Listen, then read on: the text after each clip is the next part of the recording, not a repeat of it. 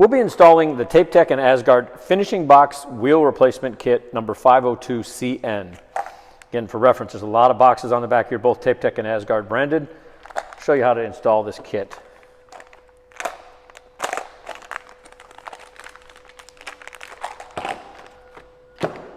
So in this kit, you have several parts. Let's set these out here. You have the wheel itself with an O-ring already installed. You have a couple spare O-rings. You have the bolt itself, the axle bolt. There's two of those. You have two nye liners, one for each side, and I'll show you how to install these, and then two washers, brass washers. Okay, so that's inside this kit. You won't be needing these. These are just spares, so you keep those as spares if you need them in the future. So again, on the ASGARD product and the TapeTech product, you have different axles.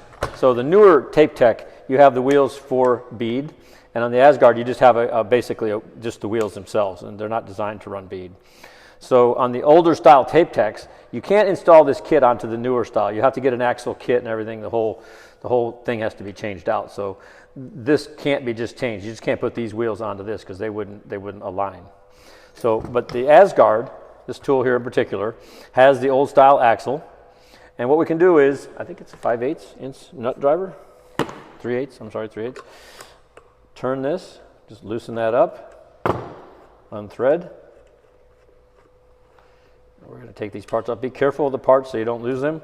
And again, I take them off in order. So you have the washer. This one's pretty simple. You have the wheel, and inside the wheel there's a nye liner, if I can pop it out. Always gets stuck in there.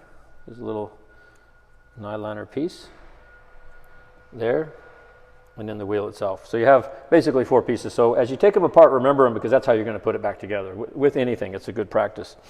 So again, we just take the nye liner, put it onto the bolt itself, install it onto the wheel, put the washer on here, and then tighten it up this side as well.